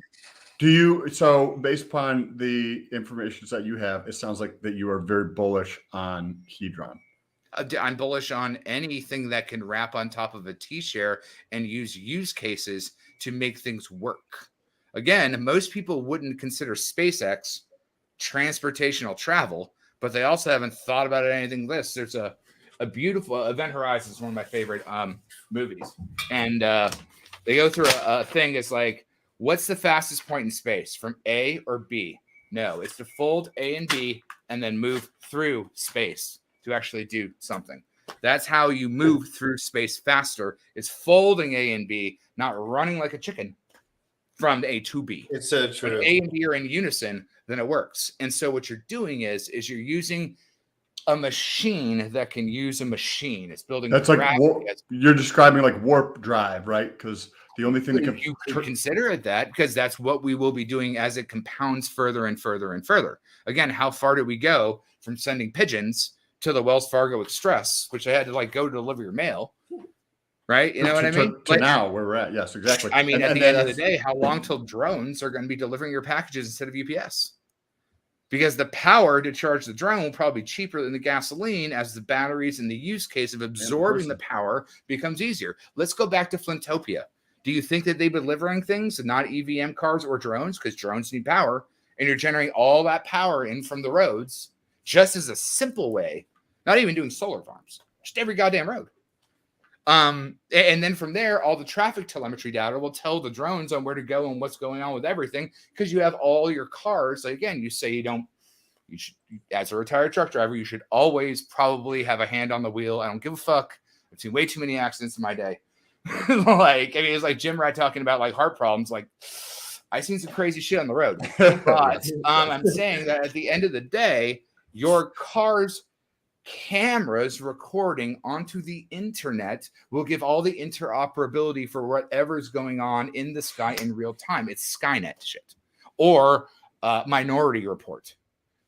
It's going to be a crazy. It's fascinating as fuck. It is fascinating. Because you have these the thing happening with Tesla. So people, like, everything is going to be operated electrically with a battery source of something. Like, your lawnmowers are going to be doing this, boats are going to be doing this. Any type of weed cleaning shit around the house. Golf carts are already there. It's boats, the Internet of airplanes. Things 2.0. Because I need weed killer that works. I need weed killer that works. What do you mean? Dying. You just gotta do squats more. Do you just go down and squat, pull up the fucking weeds, and go? I mean, it's free workout, and you fucking get my yard's too big. My yard. I mean, just like do burpee and grab it with your teeth and pull back up, and you're good. It's good. I don't want the dogs that run. I live on the corner of a neighborhood, so all the dogs walk around my yard. And now you're giving me a shitty example on why you don't want to pick up shit. Yeah, that's a good idea. They don't shit in my yard though. I'm too reckless. Because you're doing clearly burpees in the fucking grass and scare them away. You had that tiger fucking ask for a knuckle. They see me walk out of the house and rip the bong, and they're like, "Let's poop somewhere else." This is probably crazy. Yeah, like, chances of this dude being silly is. Like, I mean, if you want, just get a fucking vacuum and turn it on and charge, and I'll fucking run. So. That would be a funny video. I'm telling you, it'd probably work. Well, so what is the let's wrap things up here, because I think this has been an awesome conversation. I like the different perspective that you brought and shared today. Where do you see things like going? Because if you even try to say over the next 5 years, we know we're going to be wrong, because people are going to be creative things. But say over the next like 6 to 12 months, even 12 months would be challenging, because the veracity at which shit is happening is challenging to come up with these ideas. But where do you see some interesting trends or things that you see like playing out? Well, let me counter, because like most people can't like follow exactly what I say. How long would you say the trend was between AOL was a fringe case to do something, to how you can't even exist if you don't know how to log into your bank on a cell phone, or you can't even exist if you don't know how to use simple Gmail, or you can't even exist if you don't understand what LinkedIn is or anything like that on a professional level? What would be that scope of time for you? As a professional? Well, I mean, like, so I'm 40, I assume, 47, something like that? 37. There's a fucking you looking You're big good. gas. But like you have that like I'm an adult. I fucking kicked ass fucking looking. So like, I like it. I like it. But like so like you're even younger than me. So that means that my answer will be even more meaningful because you came up as a kid. So I started phone freaking when I was 12, fucking doing crazy ass hacking stuff like back in Windows 95, like all the rest of that stuff. How quickly have we evolved in your time frame where you're just like, whoa. I mean, granted, I have big man fingers and I can't stand millennials that can like text that fast because I'm like, it's my thumbs that much bigger, or like, why does it not slam right? Different age. I mean, less than I say 20 years, and I want to be conservative on this because people like my mom, she still doesn't use internet banking, right? And she still doesn't use like Gmail on a regular basis. Correct. Or things like that. So 20 years is like, you know, if you figure late 90s. It's an epoch. Right? It's an epoch because we've moved so much faster because we can communicate. No more horses, right? That's the whole thing. It's like now we're moving faster because we can communicate faster, deal with faster, learn faster. So if 20 years between your parents and mine, like epoched, and we're moving faster and faster. So what would you say the next age would be? I mean, I had to cut the growth rate down because I think it's going to be stupid. And it just sounds absolutely ridiculous when you think of crypto to 50% of the world being on crypto. Like I cut it down by 50% and I have 2026 and divide by 2 again, right? Remember, take that crazy number and then cut half. You're never fucking wrong. Yes, sir. But what's the answer? Okay. So if that was the case, then it would be by like 2031 ish or something like that. 2029, we're going to be at over 50% of the world population in crypto. No, like 50% of the world in crypto, in augmented reality, virtual reality, interoperability, all use cases will be doing that. If you are if you're 55 and you don't figure this stuff out, you will be usurped. You will literally be a bum on the side of the street. You will literally be someone having a sign that says "Help, Veteran Homeless." It's like because you didn't learn how to use a fucking smartphone. Or the use cases to build your weight into this future system, right? While they out-inflate, the answer is probably about 3 to 4 years. While they out-inflate any earnings you can make, like those people are kind of unaware. They're just like, you know, it's all normal, it's all good to go. Inflation, you know, it's happened in the 70s. Steve didn't even understand what fiat is, more or less inflation. Those people literally lose 20% of their net worth in inflation, and they just wouldn't care because they're like. So those are the same type of people that don't know how to change their tire and then bitch about someone else changing their tire, holding them up. Do you would casually right there, you said 3 to 4 years. What is that 3 to 4? Is that the representation of 50% of the world population being well, 50% of the world people using some interoperability to connect themselves fiscally, financially, universally, and utilitarian like. I mean, fuck, CBDC is trying to do a fucking Fed coin. Correct. Yeah. Correct. Okay. I know you get it. Well, when's the last time that you took a rake and shook the money tree and got your fiat dollars and walked to the bank and be like, I got these stacks of Benjamins? You didn't. We've been paid digitally this entire time. Ever since direct deposit went, we basically alleviated the bank run because there's no fucking fiat to use. Mm-hmm. There is no actual physical cash, and that's why it's worthless and debased down. Also due to the fact that gold standard got removed. I mean, like the whole in war in Russia is really personal to me, but like, or in Ukraine, but like the reason that the ruble is the best currently fiat in currency, even with all the sanctions, is they restated back to gold. I saw that. No, I know, but like it doesn't make. If you've listened to at least 15 hours of Whales, you would have figured this out. That rewrapping it into a commodity that actually has stable weight versus inflation of mind bubbles, clearly it can deal with your mind bubble sanctions because they don't have as much drill down. What a baller move. I saw that and I was like, fucking, he's already got. I mean, I've got a very personal, complicated relationship with this war, but like, again, just like I think crap will suck, I can still do an objective version of Jobs' law. So okay, so given this, the speed is every day increasing, and the speed of everything we're doing is increasing. So you believe that the interoperability and crypto in general is for 50% of the world population. You're believing probably in the 3 to 4 year mark. Let me ask you, Sam, how many people have been doing work on Teams, Slack, Discord, and all the rest of that since the pandemic had? Yep. How many? A decent portion of the population. Most. And now most don't want to go back to work because it's clearly better. able to have. Elon just started laying off people that aren't going to work and all the rest of the stuff with recession, great reset.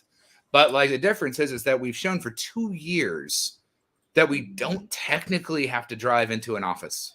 Yes. Now, granted, there are huge benefits to going into a water cooler and actually giving someone a high five and go after work to work out with someone and create that. But there's huge benefits in the opposite side too. Correct. Not going to work, the independence, like for all you know, I'm fucking naked, like below the level, you know what I mean? Like tremendous Agreed. freedom that has a lot of value. And we know, if you understand value, that people's value can be thought of as a shifting thing that goes around, right? And people value things at different moments in time to a different degree of things. So you can see freedom of time, the independence to go just make lunch for 30 minutes and your own time. You're going to go take a shit. You're going to do whatever you need to do and just have that ability to do that. And you're like, okay, cool. I'm going to go to the beach in the middle of the day and just come back and work at nighttime.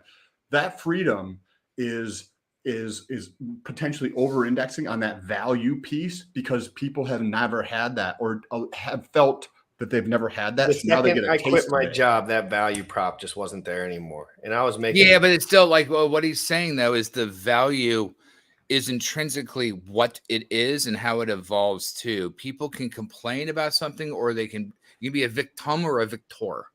Both have the same, a hexacan or a hexacant. Right. You know what I mean? The NT on the end is the problem because you do not think that value is worth your time to learn. So inherently, as we evolve more into a digital aspect of a community, as we have more technology inputs that allows us to future into these digital mind frames, digital work, digital everything. I mean, look at like Microsoft HoloLens, right? $4,000 for this little fucker. But like you're doing a surgery and you can go like Wick Minority Report and bring up everyone's like the entire both anatomy, physiology, complications, all the rest of that in real time, in front of you, in a HUD while you're doing a surgery. What do you think it's going to push modern medicine to be able to accomplish without the need of multiple assistants or like multiple deaths or like many different stages? Like you have to look at there's a movie called The Surrogate, and it's where like this dude walks into another body, essentially. And as you rapid that ideal up, how long do you think the difference between your body and another person is? What was the connection in between the Matrix world and the real world? What the one in the Nebuchadnezzar? Immediate. And we're going to come to that point that immediateness is already right here. Right? You know what I mean? We already get like, we were talking earlier about Twitter Spaces and someone calls your phone when you're hosting the thing and the whole thing goes down because it's bad UI. But like, as those things get fleshed out, these things will change. But I would say the rate we are going, I mean, 5 years is a long time if we look at where we've come from till now. Because what did I start this thing with? Horses. Okay, so real quick, just to give it a tiny bit of context here. So I've looked at the adoption curves of technology. You name it, it follows a fucking adoption curve that looks like an S. Every adoption curve follows an S. And if you look at those, say from 100 years ago versus say over the last 40 years, the S has tilted, which indicates the speed of adoption is increasing. And then when you layer that on over the next 5 years and you look at what's happened over, from 0 to today, 13 years later for crypto, and you're like, damn, 3.5% of the world population's in crypto in 13 years, and you understand how an adoption curve works, you're like, holy fuck, people have no idea what is going to take place over the next 5 years. Well, that's why I gave you the horses example beginning. What is the most basic primal human commodity? Beasts of burden, transportation, value, tithing, use case, and you can fucking eat it too. You don't even need to cannibalize on your fucking neighbor. You can eat the horse. But like at the end of the day, I went straight to the killing of my friends and eating them. But at the end of the day, you look at how quick that happened. We had horses, beasts of burden, whatever the fuck, thousands of years. within the last 100 years, we have lost them. And now that technology is inserted in, be it machinery, agriculture advancements, all the rest of look what aqueducts did way back in the day to bring fresh water into Rome. And now how water theoretically could be used more prominently for many, many other things. It just hasn't been the stickiness to do it. So it's really fascinating to look at these curves and how they fold on top of each other. But what you have to look at is gravity, or what I call gravitas, the way it becomes visceral and moved and visceral and moved. I take the example that if you have a seesaw and you have two trampolines on the end of it, and you have a fat kid and a skinny kid, and if you take the skinny kid and he jumps it up a little bit, the fat kid barely moves, but he has more weight, so he pushes the skinny kid up higher. Now the skinny kid has velocity, so he pushes the fat kid up higher. And as you run with that kind of ecosystem, you can take fat kid and skinny kid into fat bags and skinny bags. Because as the fat bags push down, you get the skinny bags has more velocity to crush back down and then push the fat man up. It's an equilibrium that allows those things to do. And that's technically bonded liquidity or hard fall, theoretically. You kind of have to let go and understand the information to capture a lot of that value too, because it is a very dense, and it'll mess your mind up if you think about some subsets of like the charts, for example. Like if you stare at chart every single day and wonder which move's going to go which way, you're going to overcrush your brain to the point where you can't really think of the big picture. But just like what Axis was saying, we love to discuss like interoperability and just like the future of things. Like I'm not super concerned with like where everyone in this chat like puts their money directly. I just know the future of tech, and I know we're in immutable technology here, which is really what changed it for me. Like once I figured out that this stuff was immutable, and once I figured out that it couldn't be stopped or changed. Here's the one thing about being immutable. What's level 2 of immutability? Ethereum nodes? Nope. What's the level up of immutability? I could see a world where everybody, the usability to create in 3.0 is at a dummy level, as in like being able to modularly build a website with like those Ys, or there's like a bunch of websites that allow you to modularly just put together a website, and 46 minutes later you have a beautiful looking website. So sure, Wix or something like that. Yep. Yeah, Wix is a good name. Thank you. And that could be the next stage, because then imagine if everybody was able to take that creative, resourceful nature of being human and apply that in a way that is user friendly in an immutable way. The shit that could be created wouldn't even, you couldn't even grasp. Right now we have the distillation of these silos of information, and this is taking place right now. We're having this communication. We're all in different spots of the world, and this is happening at a faster and faster rate. Now imagine the ability for people to create, the barriers to entry to that dropped. Holy fuck, the shit that people could create. Damn. Like the price use case is shortcutting, and indestructible is good, but uncorruptible is the answer. Because when something's immutable, it can't be corrupted or sideways. That's the problem that socialism had. It was socialism for not the poor and everyone. It's the reason that capitalism is bad, because capitalism for the rich. If you ain't rich, it ain't worth anything to you. I mean, at the end of the day, compared to the leaps and bounds that wealthy people can acquire more wealth due to capitalistic tendencies, it's thousands times faster than working. So, like at the end of the day, yes, someone may have more tokens or influence, but the influence is weighed in only kind of how they can use them. It's not corruptible. And as you get real, the thing is that real hex technically is real trickle down fucking economics, because the OA is actually getting devalued as everything else happens because it's not staking. So it's real trickle down capitalism. Woo. But really it's also not corruptible. And that's why a thing like an OA can exist, as long as someone you trust never presses the nuclear button. That's also why we have nuclear bombs. It's a deterrent of a football of threat to make other people not threat to press the button. So the uncorruptibility will lead to more uncorruptible interoperability, which, as you were saying, would give people WYSIWYG ways to develop things that allow them to cog together and then have it be, again, a machine that works. How many horsepower do you have in your machine? This is going to be so crazy. I'm excited because there's going to be things that I can't even comprehend today that are going to be launched, that are going to be immutable, that you can't fuck with, like you're saying. And it's going to be such a beautiful time because so much, this stuff is going to happen so lightning fast. Like it's going to be faster and faster and faster and faster, and people will not be able to keep up. Like you mentioned, if you're not starting to slightly try to grasp this stuff that's happening, you're literally going to be left on the side of the road while everybody else is into the promised land or whatever the fuck your thing is. And you're just going to be sitting out there with your fucking thumbs twiddling them, like don't know what to do with your life. Did you ever go to Epcot when you were a kid? Okay, they had this thing in the giant dome before they rebranded it. And it was the last thing, and they had the whole flying cars thing. And I mean, shit, that must have been built in 60s, 70s. They promised us flying cars. And as we have interoperability to scan the skies, use an Oracle and DAO to record all the data, the telemetry, where everything's flying, and as these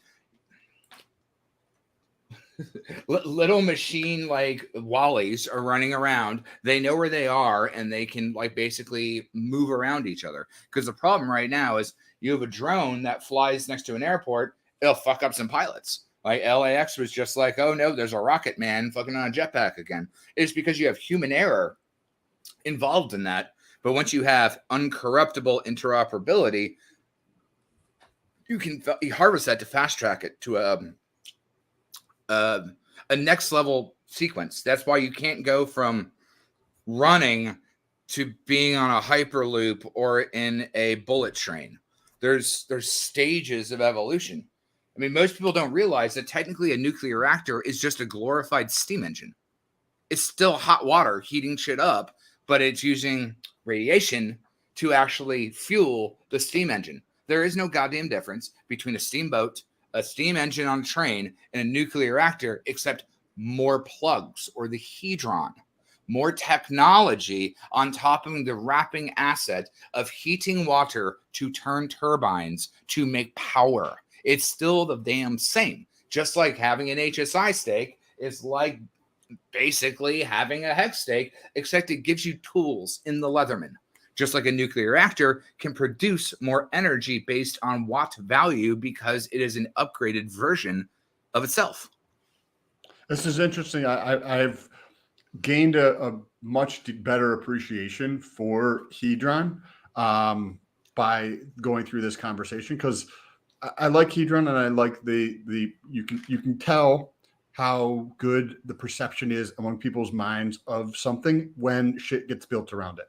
And exactly. If you use the iPhone like you were talking about, there's multiple million or multi-million-dollar businesses that were built as a byproduct or derivative of the iPhone, whether it was something to do with cases, whether it's something to do with software, whether it's a information type business or YouTube channels, or like blogs, all that fucking shit was built around there. And then you see hacks, and then you see this project launch, and then you see this project launch, and they're tied in with hacks, right? Whether it's Maxi or Team Base, Hedron, like the dog. So the difference between, just in case, so if anyone's watching is new, Hedron is a caboose on a steam engine, right? But that doesn't mean a problem. That means you just got in early and you get to capture those zeros before it shoots up. Maxi's like, what is it? A fucking cow swoop on a truck or something like that. It's a forward-leading indicator for what will come. So you have to look at like what those variables are, those secret sauces that they're doing, and then understanding the mechanics or the systemic design on how they work. But that's the one thing, the difference between each other. Hedron is a shadow of a T-share. Maxi is a forward indicator of a whale max stake at that exact point in time that we know T-shares only go up and to the right. So like those, again, are just mechanics. They're things that are built as cogs on top of the wheel as it goes around. Now, the most important part of a wheel is the center yoke, but it needs the spoke to make everything else work. Otherwise, it would flatten on top of itself. Yes. Before we wrap up, there was a couple of people that asked the same question. I ask everyone the same question before we wrap up. I'm not even looking at the chat. Sorry, guys. Yeah, it wasn't either. It's But good. go. No, don't worry. Good conversation. What do you think? When do you think?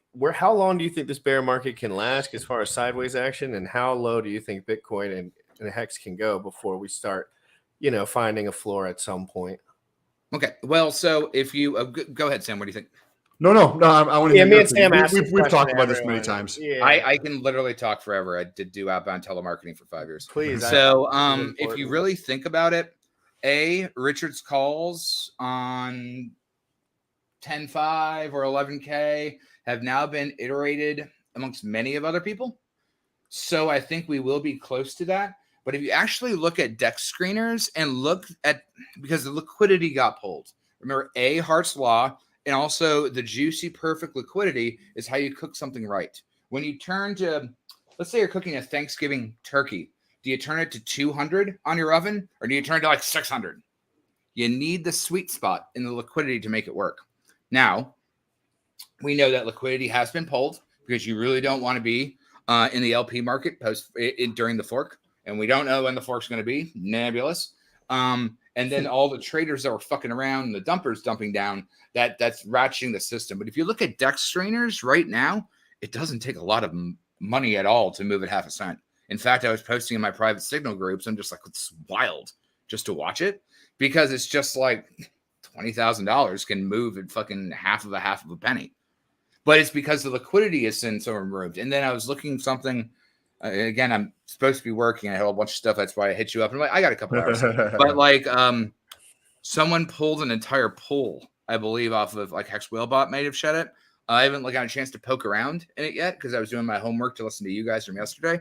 But the more the liquidity gets pulled, the more it could go down. But fat kid, skinny kid, trampoline. You have to think about mechanics, not baby ass shit. Because if those liquidity gets pulled, it makes the strain on the seesaw trampoline that much harder. So yes, it can go down just as quick, but it can ratchet up fuck ton faster. And I do think that Richard's playing multiple different cards of poker at this point, because I think that he wants to launch at the most premium price performance. I do believe he's probably working on extra features while he's waiting for when he feels his call is going to be, because why the fuck not? Again, I said earlier, in the gaming industry, it's good enough to get past cert. We call it ship it, because at some point you just can't spend any more hundreds of hours on something that's going to do absolutely nothing to your value. but now you have the opportunity to launch at the armpit of the market, like the best Right. possible fucking time. Well, let's take it right now. So right now we're at like 5. 5 cents or something. Yeah, 5 cents. So like if Bitcoin goes down 50%, and we also know that we're not technically correlated to Bitcoin, and most of our USDC back in the golden era was USDC, but because liquidity got pulled, all the rest of this got pulled. You have to think about what happened. Your tools went from a multi-tool, a Gerber, now back down to a spork and maybe just a spoon. But why a spoon, cousin? Because it'll hurt more, you twit. So if you really think about it, the tools are getting a little more primate because we're waiting in anticipation for this thing, right? Gravity builds in and explodes. That's how you get like a black hole to a fucking exploding dwarf in a star, or the other way around, right? So we're boom is about to happen. But again, how could you have that pull and not understand looking at Jobs' law and how that little fucking iPod would turn into the crux that killed all Ma Bell, all payphones, all pagers, the library, all the rest of that shit. Because now, all I need is here. Yep. Yeah. That was a great. So, but again, like if you want like a price prediction, that shit's stupid. You should never ask someone a price prediction. You should ask the mechanics. Because again, anyone that uses the word alpha or game theory, come play with me. I will literally eat you alive, because you don't need. Let me ask you both. Trick question. What is game theory? I don't know. My brain's pooped at this point. Nah. If you're going to be pooping, you're going to do burpees back in your lawn and make sure. What is game theory? Game is explaining something. Yeah, but you were all piss and vinegar yesterday that people are going to give you alpha if they don't sleep and they don't eat right. Well, no. Well, I mean, some people, obviously. There's always 1% of people that outperform the 99%. Hey, it's all about mentality. Anyway, game theory, realistically, is mechanics divided by systemic design times social consensus. Let me explain this to you really quickly. If you take the game of chess, you have pieces. Each pieces have mechanics, and you have this checkerboard or the board. So you have the mechanics of the pieces and the systemic design of the board itself. Well, what if you change the mechanics of the pieces? You go from chess to checkers, right? Piece goes forward, and then maybe it gets to come back. A little bit simpler of a game. And that's why when people think that they're checker people, they're pleb people, that they think they're playing chess, they're actually playing backgammon. Because if you change the board or the systemic constraint, a checker can only go forward, charge, right? But a checker in backgammon only goes to the right, charge. Technically, it's forward. That's the difference between going when you're driving, you tell you go straight. No, the answer is go forward, because you can't be like turn right and they say right and you say left, right? So the thing is, like turn left, they say right and then left. The answer to that is correct. Turn left, correct, because right and left are technically directions, whereas right is a confirmation of something else. So when you're dealing with chess, checkers, and backgammon, all that air quote game theory is also divided or at times social constraint. So Sam understands these things and he's playing with me. Scott, you understand these things, you're playing with me. But we both understand the same mechanics. So that means I have to divide my ability to understand the mechanics and social design based on what you are going to do. That's true game theory. And that's what most people that talk all the GP alpha, they can't even explain that. I have not seen a goddamn single person on a crypto channel ever tell me what real game theory is, but they want to give alpha like they just learned that's the first letter of the alphabet. Good for you. It's interesting learning, because everybody's going to have their own POV of what they think, what they believe the truth is around things. But it's a fancy way of describing like social interactions or how people are going to fucking interact with this set of rules. Like, aren't you a fighter? I think I was listening earlier. I was doing my homework before Dan, but that's the whole thing is if you're a fighter, you're going to take ticks and cues on how someone's moving to either dodge or react to whatever's going on. Right. So like that's the social consensus part. Social consensus. The systemic design is this guy bigger or smaller than me? Does he have more reach? Do I have to wait for his swing to move that I can now like come in and like check in? And the mechanics is how fast am I?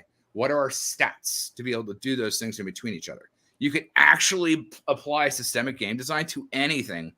Boggles my mind. And they just, was it Robert Nash or whoever was like, whenever they decided to call it fucking game theory is right. Like, it was already out there. People were already studying it, but then it's the person that's able to capture that and put it break it down a framework. It's, hey, this is the framework we're going to use. We're going to call it. You got to be really open-minded too when you think like that. Like you can't. Well, it's also a very beautiful mind too. So you're like dealing with like rational numbers and constraints, but it's also very lucid.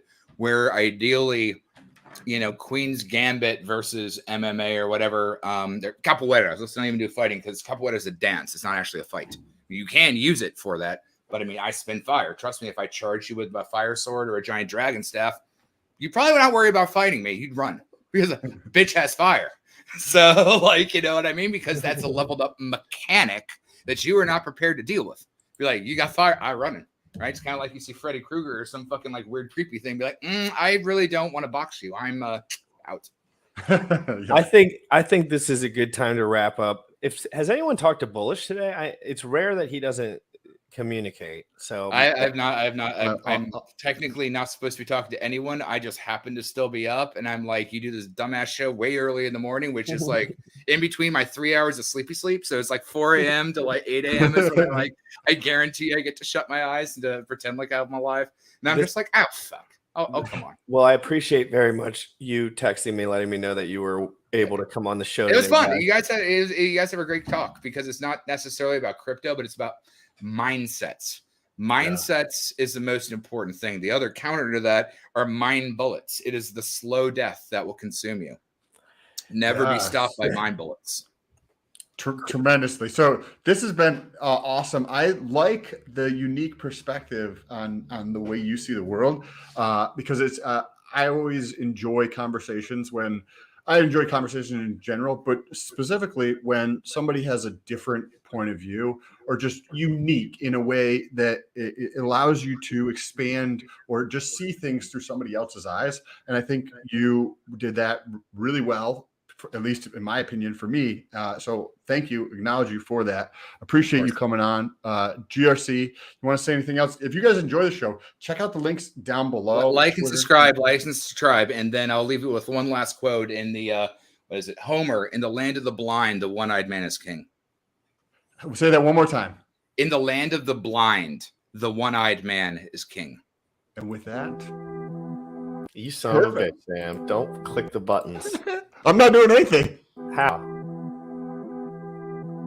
Young folks, you tripping on them motherfucker. With your heart. With your heart. Bought my hex from the fucking start. .1 everything we mark. Bought my hex from the fucking start. Sacrificing all this bread like I'm Richard Hart. Got paid on big payday and I had a hairy start. Now I'm checking on my pulse just to check my heart. Bought my hex from the fucking start. Sacrificing all this bread like I'm Richard Hart. Got paid on big payday and I had a hairy start. Now I'm checking on my pulse just to check my heart. Checking my MetaMask moving. Look at the hex, he is mooning. Looking at wives they be choosing. Peter is why they be losing. Pull chains out and they'll get me a check. He's gas up and it got me a mess. Remember the times he died collect. Hex I been eating, I'm dying in the best. Getting this back like a year ago. Getting this post, I ain't letting go. Swerving the ring like a Lambo. Getting this back like a year ago. Getting this post, I ain't letting go. Swerving the ring like a Lambo. Bought my hex from the fucking start. Sacrificing all this bread like I'm Richard Hart. Got paid on big payday and I had a hairy start. Now I'm checking on my pulse just to check my heart. Bought my hex from the fucking start. Sacrificing all this bread like I'm Richard Hart. Got paid on big payday and I had a hairy start. Now I'm checking on my pulse just to check my heart. Richard Hart. Richard Hart.